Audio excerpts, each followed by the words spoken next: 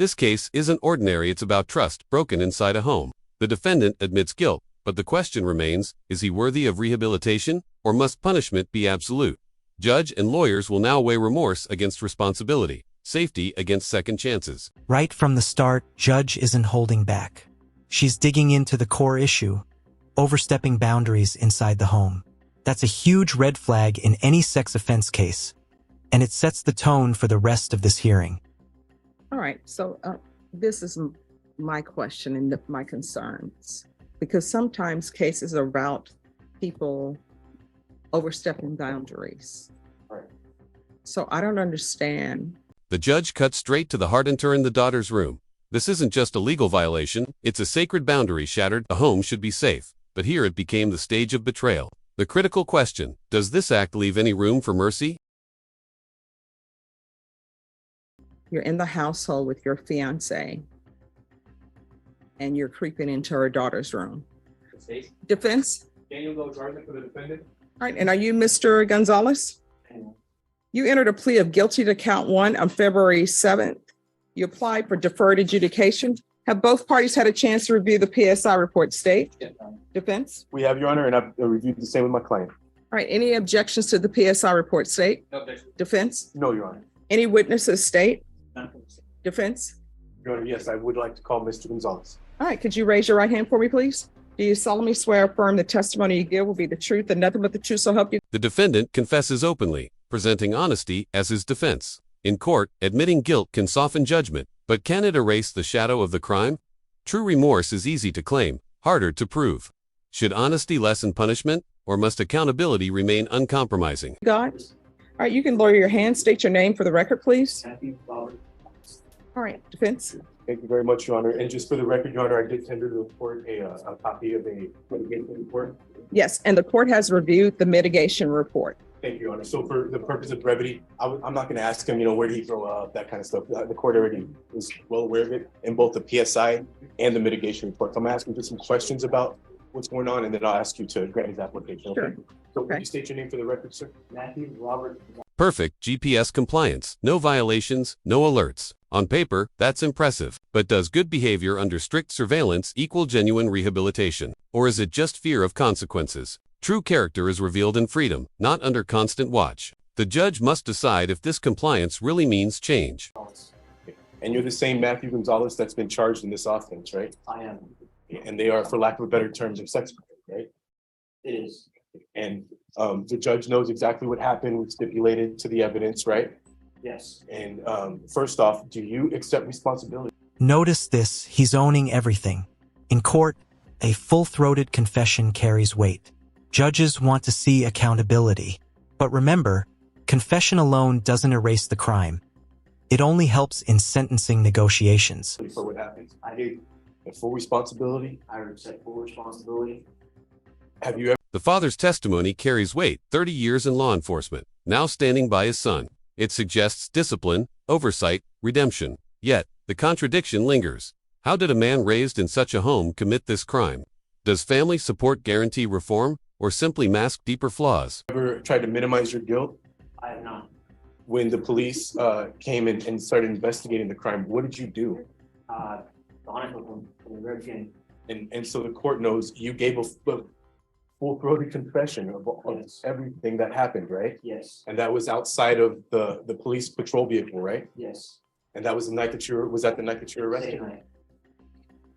And in fact, they didn't know about the sex assault count, right? That was basically self-confessed by you? Yes. Thank you. And tell the judge, how long have you been on pretrial supervisions? I have been on pretrial supervision for the past 1.5 years. Okay. And where have you been working during that time, sir? I've been working as a diesel mechanic at Shuttle Centers of America on the truck service side. And what do you do there?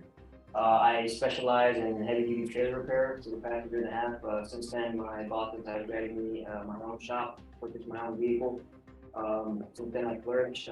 Since this charge, The defense highlights career success, a 6-figure salary, leadership at work, mentorship to others. It paints him as valuable, irreplaceable. But should professional achievement tip the scales of justice? Can financial success or workplace status outweigh the severity of betrayal inside his own household? She's going to school. and I've made this my career essentially. And what it says not clear. What is it again? Heavy duty trailer repair. Diesel mechanic is what the PSI says, right? Yes, Is that diesel it? mechanic. Yes. Okay. And how much money do you make doing that? Over 100,000. And I saw on the PSI about $70 per hour. $70 per hour. Is that accurate? That is accurate. That was accurate? That is accurate. Okay, and then let me ask you, sir, you have been on what I would consider a high level of supervision, correct? Yes, Have you been wearing a GPS device? I have. And then as part of the judge allowing you to go to work, did they establish like what I would call a child safety zone around the mechanic shop? Correct. And where is that mechanic shop? The mechanic shop, specifically where I work in, is about 100 or 200 feet away from the actual travel center itself.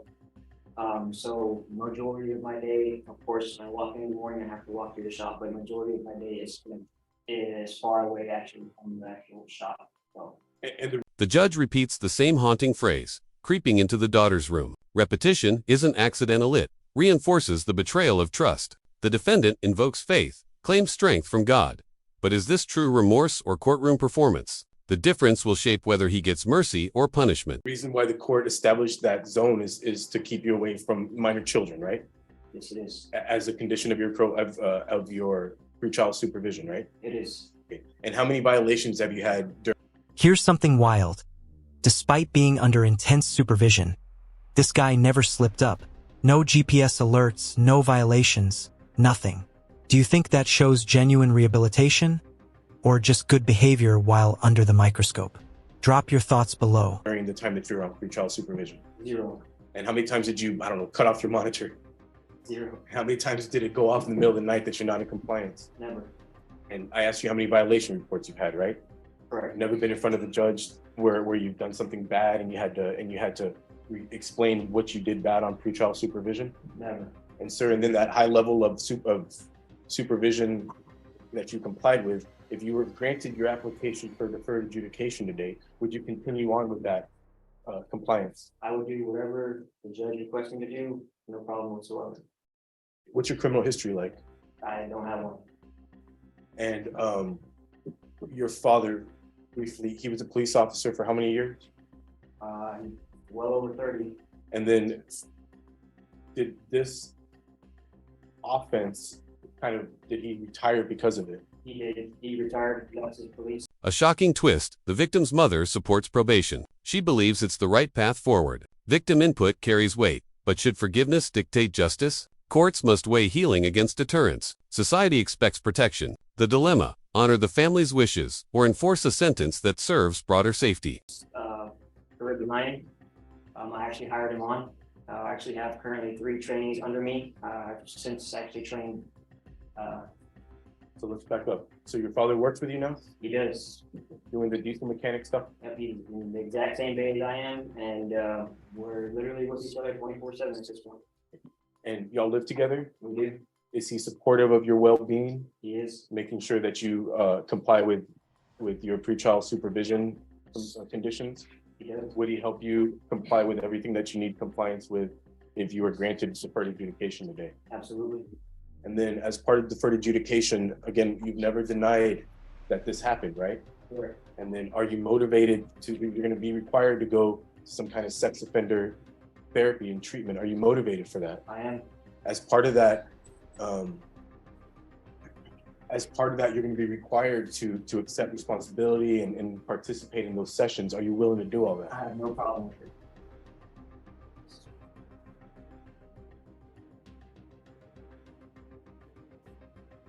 Okay, 1 second, Lauren. Yes.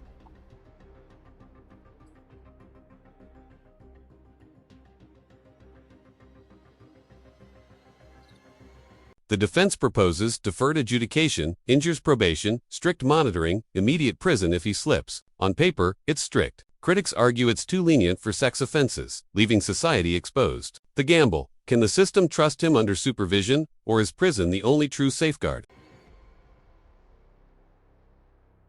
Anything else that you'd like to tell the judge as far as what you want to see happen today? Yes, Your Honor. I'd be, and I think finally would be forever grateful when we get to grant me deferred adjudication. Like I said, I become a mentor in my job. I've trained people as far as Arizona. I've trained right now, I just moved from Oklahoma. I've trained all of the state of Texas as far as what I do personally. Our company is growing and growing. They're heavily dependent on me. I would feel extremely bad. Wow, he's painting himself as indispensable at work, even a mentor. Classic defense strategy. Stack up the positives to outweigh the crime. But let's be real. Does a good job cancel out creeping into your fiance's daughter's room? Judge Boyd isn't gonna overlook that. To have left them behind and left them without me and my presence there to uplift the environment and train the people that they require me to. I can't stress that enough. I feel like I let them down if I were to go away.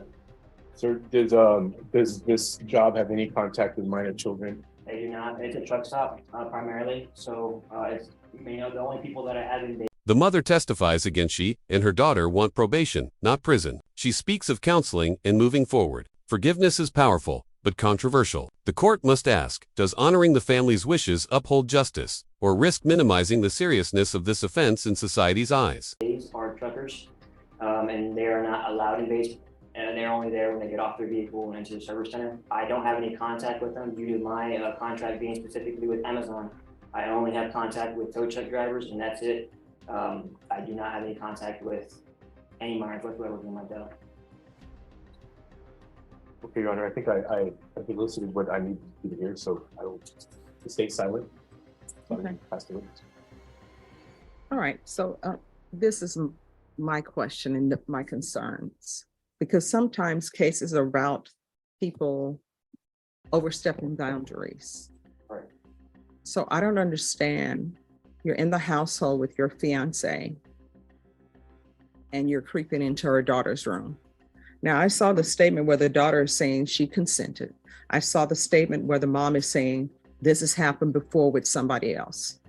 Right. So explain that to the court. Initially, Your Honor, that was not the case. I viewed this young girl at the time as an innocent child. I didn't expect any of this to ever happen in my life. This is not my goal. I was purely seeking to be a role model to her. Things became askew, and whether it was her past or my past, where we had been through, things happened the way they should not have happened. And I bear deep remorse for it. All of 2022 was extremely hard for me dealing with that. This case leaves us with haunting questions. Can a man truly change, or do some acts demand only punishment? Does remorse, family support, or career success outweigh betrayal at home? Judge Boyd must decide. What's your verdict? Comment below, and don't forget to like and subscribe. Remorse. 2023, I put all my faith in the Lord, and I pray that He and you forgive me, and of course the state. I am not going to stand here and say it was okay. I'm not going to stand here and try to evade what I did. I'm only here to let you know, and all those witnesses know that it's not me. That was not me. It's never what I meant to happen. Anything else, counsel? Yes, Your Honor. Couple things. Yes. I'd like to point out that the complainant's mother is in the courtroom today. Yes. She's not supportive as far as, relationships with him or anything like that. But I know you've seen in the PSI that she would like the application granted, not so they can get back together or anything weird like that, but because she feels like that's, the appropriate punishment in her mind. I know that it's up to the court, of course. But, and Judge, and just notably,